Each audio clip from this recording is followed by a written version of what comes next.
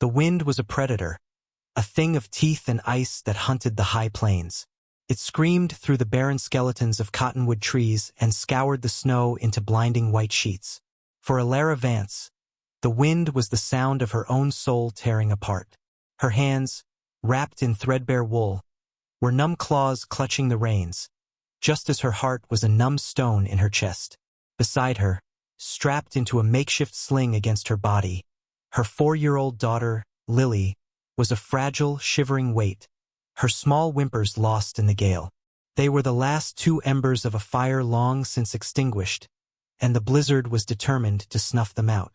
Her horse, a loyal but exhausted beast named Valor, stumbled, its breath pluming in ragged, frosty bursts. It was the same sound her own lungs made, a desperate, failing rhythm. Every step was a battle against a landscape that wanted them gone, a world that had already taken everything else.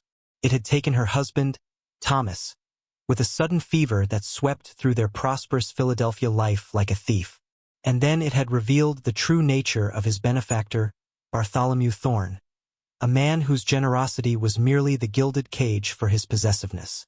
When Thomas was gone, Thorne's mask of civility had crumbled to reveal the tyrant beneath, a man who believed that a widow and her inheritance were simply assets to be absorbed. He saw her not as a grieving woman, but as property. His proposals became demands. His gentle touch became a bruising grip. Fleeing was not a choice. It was the only act of survival left to her. She had taken what little she could, her daughter and 1 good horse, and ridden west, chasing a desperate rumor of a new life, a place where a man's shadow couldn't stretch so far. But the frontier was not the sanctuary she had prayed for. It was a crucible, and it was breaking her. Valor faltered again, his legs buckling. He went down with a heavy, final sigh, the sound swallowed by the storm's fury. Alara was thrown into a deep drift, the impact a dull thud that barely registered through the layers of cold. She scrambled to her feet, her own body a foreign, aching thing, and pulled Lily from the snow. The little girl was listless, her eyes barely open. "Mama," she whispered, her voice as thin as a spider's thread. Alara clutched her tight, her own tears freezing to her cheeks. She looked around at the swirling vortex of white. There was no up, no down, no path, no hope. There was only the wind and the cold and the end of all things. The strength that had carried her 1,000 miles finally abandoned her, leaving behind an emptiness as vast and white as the world around her. She sank to her knees, pulling Lily into the failing warmth of her coat, and prepared to meet the oblivion that had been chasing her all along. The howl of the wind was a final, lonely lullaby. Have you ever been pushed to the very edge of your endurance? Have you ever felt the weight of the world become so heavy that your knees buckle and you can no longer see the path forward? This is the story of Alara Vance, a woman who had been stripped of her home, her security, and her husband, left with nothing but a child to protect and a will to live that was fading like the last light of a winter day. It is a story about the moment when all seems lost, when the wilderness outside is matched only by the wilderness of grief and fear within. Her flight was not just from a man, but from a world that saw her as a possession, an object to be claimed. Bartholomew Thorne was a man carved from greed and entitlement. To him, weakness was an invitation, and a woman's grief was simply a lock waiting for his key. He had offered her protection that felt like a cage, comfort that felt like a chain. In his eyes, she was a beautiful vase he wished to place on his mantelpiece, and her refusal was an affront not to his heart, but to his pride.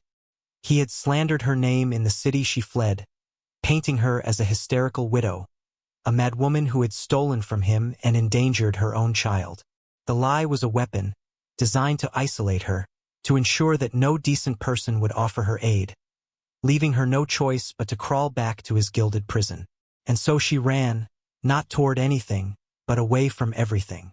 She rode into the heart of the American continent, a place of stark, unforgiving beauty, believing that its vastness could swallow her and hide her from his reach. She did not know that the greatest dangers and the most profound salvation are often found not in the world you are running to, but in the people you find there by chance. This story is for anyone who has ever felt alone in the storm, for anyone who has wondered if they have the strength to take one more step. It is a testament to the fact that sometimes, when we fall, we land in the one place we were always meant to be.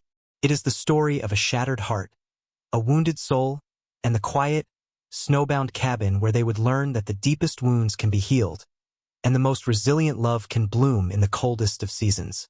Her journey into the blizzard was the end of one life, but it was also the brutal, terrifying beginning of another. Silas Blackwood moved through the blizzard not as a trespasser, but as a part of the storm itself.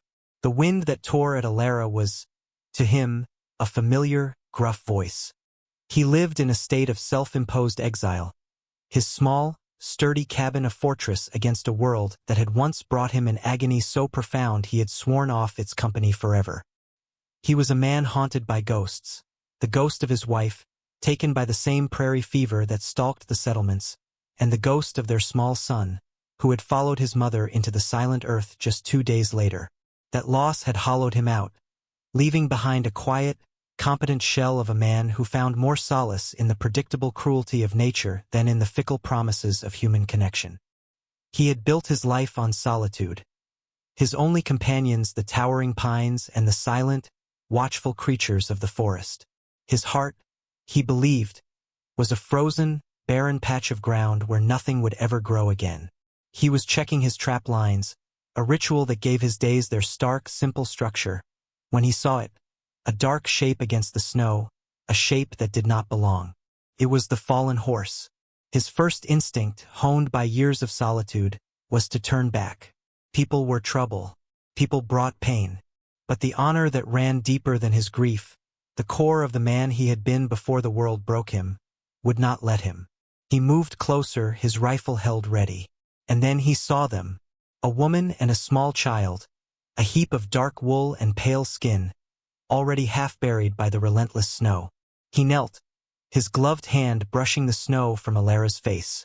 She was beautiful, even in this state of near death, like a marble statue abandoned to the elements. But it was the child that struck him to the core. A little girl, no older than his own son had been. A jolt of pure, agonizing memory shot through him, so sharp it almost drove him back to his feet. This was a pain he had built his entire life to avoid. To bring them into his home would be to invite the ghosts in, to let the past he had so carefully buried claw its way back to the surface. He should leave them. It was the law of the wilderness. The weak perish. It was the law he had applied to his own heart. But then the child, Lily, stirred, a flicker of life in the face of the storm's overwhelming power. He looked at her small, still face, and he saw not his son, but a life that could still be saved. The honorable man, the protector he had once been, rose up through the ice of his grief. With a low growl of frustration at his own weakness, he gently lifted the child into his arms, her small body terrifyingly light. Then, with a strength born of a harsh life, he hoisted the unconscious woman over his shoulder. The world could have them back later, but for tonight, they were his to protect. The journey back to the cabin was a brutal pilgrimage, every step a war against the wind, his own ghost screaming in his ear. He was not just carrying 2 strangers. He was carrying the heavy, unwelcome burden of hope. Alara's first sensation was warmth, a deep, penetrating warmth that seemed to be pulling her up from a vast, cold darkness. Her second was the scent of wood smoke and pine, a clean, earthy smell that was the very opposite of the city's coal dust and refuse. She opened her eyes, and they felt like cracked glass. The light was soft, coming from a stone fireplace where a low, steady fire crackled and danced. She was lying on a simple cot, covered by a thick bearskin pelt. Her wet, frozen clothes were gone, replaced by a rough but clean man's flannel shirt that smelled of the same wood smoke. Panic, cold and sharp, pierced through the fog of her exhaustion. Where was Lily? She sat up, a wave of dizziness washing over her, and her eyes frantically scanned the small, one-room cabin. It was a space of stark masculinity and function. A sturdy table and 2 chairs, a shelf of tinned goods, a rifle rack on the wall. And then she saw her. Lily was asleep in a large, crudely made armchair near the fire, tucked under a wool blanket, her small chest rising and falling in a steady, peaceful rhythm. A wave of relief so powerful it was nauseating washed over Alara. A man stood with his back to her, tending to a pot over the fire. He was tall and broad, dressed in buckskin and flannel, and he moved with a quiet, deliberate economy that suggested a life of solitude and competence. When he turned, she saw a face that seemed carved from the same rugged landscape outside. A strong jaw, a thick but well-kept beard, and eyes the color of a winter sky, shadowed and guarded. He held out a wooden bowl filled with a steaming stew. He didn't smile. His expression was unreadable, a mask of stoicism. "You're awake," he said. His voice was a low rumble, like stones shifting deep underground. "Eat. You need your strength." Alara shrank back. "Who are you? Where are we?" she asked, her own voice a hoarse whisper. "Silas Blackwood. This is my cabin," he replied, his gaze unwavering. "You were freezing to death out there." He placed the bowl on a small stool beside the cot, his movements careful, unthreatening. He did not press her, did not loom over her. He simply provided what she needed and then retreated to the other side of the small room, giving her space. For days, this was the rhythm of their existence, a silent dance of survival. The blizzard raged outside, sealing them in this small haven. Silas spoke little, and when he did, it was in short, direct sentences. He asked for nothing, explained little. Yet his actions spoke a language Alara was beginning to understand. He tended to Lily with a gentleness that was at odds with his formidable appearance, spooning broth into her mouth, making sure the blankets were always tucked around her. He chopped wood, hauled water, and kept the fire roaring, creating an island of safety in a world of chaos. Alara, in turn, found her purpose in small acts of domesticity. She mended a tear in his coat with a needle and thread from her own small bag. She helped him prepare meals, their hands occasionally brushing in the small space, a silent, electric acknowledgement of their shared humanity. She would read to Lily from the one small book she had managed to save, her soft voice filling the quiet cabin, and she would see Silas pause in his work, listening, his harsh face momentarily softened by a story of a world he had long since abandoned. Trust was not given. It was built, one silent, shared task at a time, like stones being laid for a foundation. In the crucible of the storm, in the quiet solitude of the cabin, a fragile, unspoken bond began to form. As the blizzard finally exhausted its fury, giving way to a world draped in a pristine, blinding blanket of white, the ice in Silas Blackwood's heart began a slow, painful thaw. The presence of Alara and Lily had disrupted the careful, lonely peace of his existence, but it had also brought a flicker of warmth to a place he thought had frozen solid forever. He found himself watching Alara as she moved about the cabin. He watched the way her slender, capable hands kneaded dough for the simple bread he taught her to make.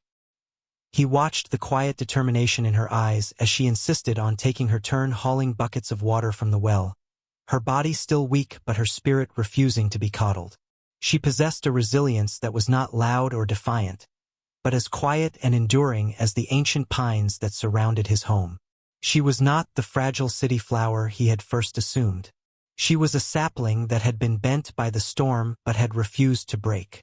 One evening, as Lily slept soundly, Alara was gazing into the fire, her face a canvas of sorrow. "Why are you helping us?" she asked, the question so soft he almost didn't hear it over the crackle of the flames. "You owe us nothing." Silas stopped sharpening his knife, the scraping of steel on stone falling silent. He looked at the fire, not at her, the flames reflecting in his guarded eyes. "I know what it is to lose everything," he said, the words costing him a great deal. No one should have to face the wilderness alone. It was the most he had shared of himself with anyone in years. She did not press for more, understanding the weight of his admission. In that shared silence, another layer of her fear of him dissolved, replaced by a dawning, profound empathy. She began to see the geography of grief in his face, the lonely mountains of his brow and the shadowed valleys beneath his eyes. She understood that his solitude was not a preference, but a shield. In return, she offered him a piece of her own lost world. She spoke of her love for poetry, for stories of ancient kings and star-crossed lovers. She described the bustling streets of Philadelphia, the scent of the bakeries, the sound of an orchestra. To Silas, who knew only the rhythms of the seasons and the language of the forest, it was like hearing tales from a distant, magical land. One afternoon, he found Lily trying to fashion a doll from a piece of firewood. Later that evening, after the girl was asleep, Elara found Silas by the fire, whittling a small block of pine. His large, calloused hands moved with surprising dexterity and grace. He worked in silence for nearly an hour before presenting her with his creation. A small, perfectly carved bird, its wings outstretched as if in mid-flight. "I made one before," he said, his voice thick with unspoken pain. "For my son." He did not look at her, but instead stared at the small bird in his hand as if it held the entire weight of his past. He gently placed it on the mantelpiece. It was a relic of his sorrow, but by showing it to her, he was also offering her his trust. Elara felt her heart ache for this quiet, wounded man. In that moment, he was no longer just her rescuer. He was a fellow survivor, a soul who understood the language of loss. The cabin was no longer just a shelter from the snow. It was becoming a home, and its silent, stoic guardian was slowly, cautiously, letting them into his heart. With the arrival of spring, the world outside the cabin was reborn. The snow retreated, revealing the damp, dark earth, and the first tentative green shoots pushed their way toward the sun. The air grew warmer, filled with the scent of pine and melting ice. This physical thaw mirrored the one happening between Silas and Elara. The silences between them were now comfortable, filled not with uncertainty but with a quiet understanding. Laughter, a sound the cabin hadn't heard in years, began to echo within its walls as Lily, now healthy and vibrant, chased butterflies in the small meadow or presented Silas with fistfuls of wildflowers. He would accept them with a gruff nod, but Elara would see the corner of his mouth twitch, a ghost of a smile that made her own heart feel lighter. But the world was larger than their secluded valley. They needed supplies: flour, salt, coffee. Silas knew he could no longer put off the trip to Jericho, the nearest settlement, a rough-and-tumble town 2 days' ride away. He was reluctant to leave them, an unfamiliar feeling of protectiveness tightening his chest, but it was necessary. "I'll be back in 4 days," he told Elara, his gaze serious. "Don't wander far from the cabin. Fire 1 shot if there's trouble. 2 if you need me back right away." She nodded, her own anxiety a cold knot in her stomach. The thought of him leaving this small sanctuary terrified her, but she met his gaze with a steady one of her own. "We'll be safe," she promised. The ride to Jericho was a journey back into a world Silas had shunned. The town was a cacophony of noise and smells: shouting men, whinnying horses, mud, and cheap whiskey. He kept his head down, conducted his business quickly, and was about to leave when he saw it, nailed to the wall outside the sheriff's office. It was a notice, printed on expensive paper that stood out from the dusty, faded bounty posters around it. His eyes scanned the headline, "Reward for Information, Missing Woman and Child." His blood ran cold. He moved closer, his heart pounding a heavy, dreadful rhythm against his ribs. The notice featured a finely drawn sketch of Elara, capturing her gentle beauty, and a smaller one of Lily. The text, penned by Bartholomew Thorne, was a masterpiece of cruel deception. It described Elara as a disturbed and grieving widow who, in a fit of melancholic delusion, had fled her loving guardian's care, taking her child into the dangerous wilderness. It warned that she was unstable and potentially a danger to herself and others.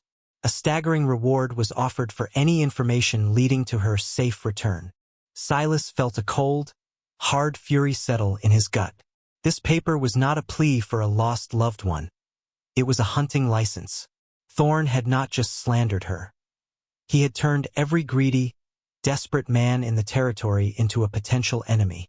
As Silas stood there, the town sheriff, a fat man with a shiny badge and shifty eyes, exited his office and clapped a hand on his shoulder. "Thinking of trying your luck, Blackwood?" the sheriff asked with a greasy smile. $500 is a lot of money for finding one crazy woman. Silas just grunted, pulling away from the man's touch. He knew then that the law in this town had been bought and paid for. The danger was no longer a distant shadow. It was here, it had a name, and it had a price on Alara's head. He bought his supplies, his movements now filled with a grim urgency, and rode out of Jericho not as a man returning home, but as a soldier riding toward a battle. The ride back to the cabin was a frantic, desperate race against time. The landscape that had seemed so full of life and promise just 2 days before now felt fraught with peril. Every distant rider, every rustle in the trees, was a potential threat. When Silas finally saw the curl of smoke rising from his chimney, a profound sense of relief washed over him, quickly followed by a heavy dread. He had brought the world's ugliness to their sanctuary. He found Alara sitting on the porch steps, watching the sunset paint the western sky in hues of orange and purple, with Lily asleep in her lap. She looked up as he approached, a smile of genuine welcome gracing her lips. The sight of her peace, so fragile and so threatened, solidified his resolve. He could not let the world break this. He dismounted and stood before her, the grim set of his jaw telling her immediately that something was wrong. "What is it, Silas?" she asked, her smile fading. He didn't answer right away. He knelt down and gently brushed a stray curl from Lily's forehead, his touch uncharacteristically tender. Then he looked at Alara, his winter sky eyes filled with a storm of their own. "He's looking for you," he said, his voice low and hard. "The man you ran from. He's put a price on your head." He pulled the crumpled notice from his saddlebag and handed it to her. She read it, her face growing pale, her hand trembling. The lies were venomous, twisting her flight for freedom into an act of madness. The old fear, the one she thought she had conquered, returned like a bitter poison. Her first instinct was the one that had become her habit, to run. "We have to leave," she whispered, her eyes wide with panic. "We have to go further west, deeper into the mountains." But then she looked down at Lily, sleeping so peacefully in her arms. She looked at the sturdy cabin that had become their home, at the tall, honorable man kneeling before her, his face a mask of fierce protectiveness. A new feeling rose up to meet the fear, an emotion she hadn't felt in a very long time. Anger. A righteous, defiant anger. The fear was still there, a cold current beneath the surface, but it no longer controlled her. "No," she said, her voice gaining strength, her spine straightening. She met Silas's gaze, and for the first time he saw not a survivor, but a warrior. "I'm done running. He will not take her. He will not take us." A flicker of something like pride lit Silas's dark eyes. He had seen her resilience, but this was a new fire. This was the strength she had carried inside her all along, now forged into a weapon. He had found a woman freezing in the snow, but now he stood before a queen defending her throne. He reached out and his hand covered hers, his touch firm and reassuring. "Then he will have to come through me," he said, the words a solemn vow. In that moment, they were no longer a man, a woman, and a child. They were a family, a fortress of 3, bound together by a shared purpose. The coming confrontation was not just about survival anymore. It was about defending a home, a future, and the love that had taken root in the most unlikely of places. They spent the next day preparing, not as victims waiting for a predator, but as soldiers fortifying their position. They were ready for the storm. They didn't have to wait long. 3 days later, as the sun began its descent, casting long, ominous shadows through the pines, they appeared at the edge of the clearing. There were 5 of them, led by a man on a fine black stallion whose expensive suit was an obscene mockery of the rugged landscape. Bartholomew Thorne. He rode with an air of absolute ownership, as if the land and everything in it already belonged to him. He was not a frontiersman. He was a king surveying a conquered territory. Silas stood on the porch of the cabin, his rifle held loosely in one hand, his body relaxed but radiating a lethal calm. Alara was inside, out of sight, clutching Lily, her heart a frantic drum against her ribs. But her hands were steady. Thorn reined in his horse a safe distance away. His lips curled into a condescending smirk. "Alara, my dear," he called out, his voice smooth and oily. "This foolish game is over. Come out. You've had your little adventure, but it's time to come home." Silas remained silent, a granite statue of defiance. Thorn's gaze shifted to him, his eyes narrowing with disdain. "And who is this? One of the local savages you've taken up with? Step aside, you half-wild brute. This is a private matter." Silas's voice, when it came, was as cold and sharp as a shard of ice. "This is my land. You are not welcome here. Leave now." Thorn laughed, a short, ugly sound. "Your land? This woman and her child are my property, and I will collect what is mine."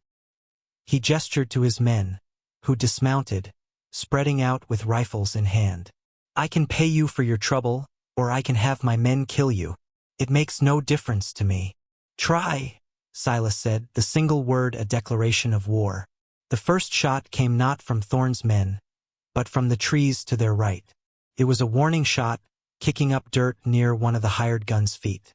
It was a trick Silas had taught Alara, a second rifle he had hidden in a hollow log, a way to make their defense seem larger than it was. The men hesitated, their confidence shaken. The brief confusion was all Silas needed.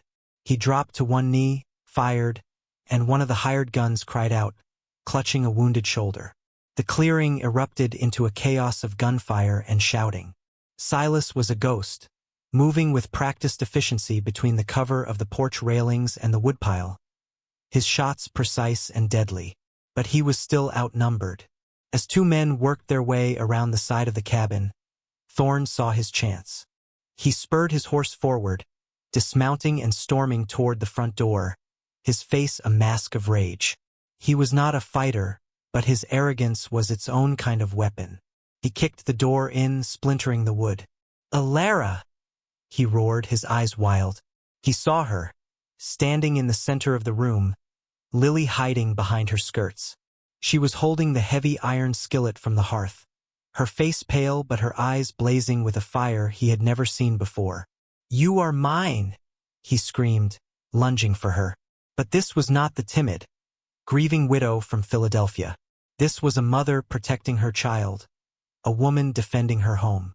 She swung the skillet with all her might, a desperate, powerful arc of iron that connected with the side of his head with a sickening crack. Thorn staggered back, stunned and bleeding, his arrogant rage replaced by disbelief. That single moment of defiance was the opening Silas needed.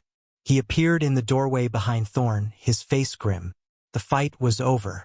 The tyrant who saw people as property had been undone not by a warrior's bullet, but by a woman's will. The silence that fell after the fury was profound. The remaining hired guns, seeing their leader fall and their numbers dwindling, had fled into the woods, swallowed by the encroaching twilight. The clearing was still, littered with the evidence of the violent intrusion. Inside the cabin, the air was thick with the smell of gunpowder and adrenaline.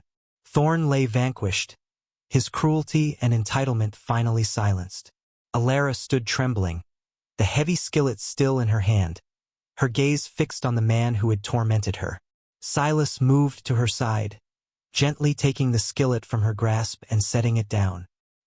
He looked not at the fallen man, but at her, his eyes searching her face. "Are you hurt?" he asked, his voice rough with concern. She shook her head, a single tear tracing a path through the grime on her cheek. It was not a tear of fear, but of release. The great, dark shadow that had looped over her life was finally gone. She looked at him and saw a gash on his forearm, dark blood staining the sleeve of his shirt. "You're hurt," she whispered, her voice choked with emotion. She immediately went to work, her hands, which had just wielded a weapon, now becoming instruments of healing. She tore a strip from her petticoat, her movements deft and sure as she cleaned and bound his wound. He watched her, his stoic guard finally crumbling completely. He had faced down armed men without flinching, but the gentle touch of her hands on his skin undid him. "I thought I'd lost you," he confessed, the words raw and honest. She looked up, her eyes meeting his. "You gave me something to fight for," she replied. "You gave me a reason to be found." He reached up, his callous thumb gently wiping the tear from her cheek. In the quiet aftermath of the battle, with the firelight dancing around them and Lily now safely asleep in the corner, all barriers between them fell away. He leaned in and kissed her, a kiss that was not about passion or romance in the way the poets she loved would describe it, but about something far deeper. It was a kiss of shared survival, of profound gratitude, of two broken souls finding their whole selves in each other. And so their new life began. In the spring, they were married by a traveling preacher, with the pines as their witnesses and the wildflowers as their decorations. The cabin, once a monument to a man's solitude and grief, became a home. The sound of Lily's laughter became its heartbeat.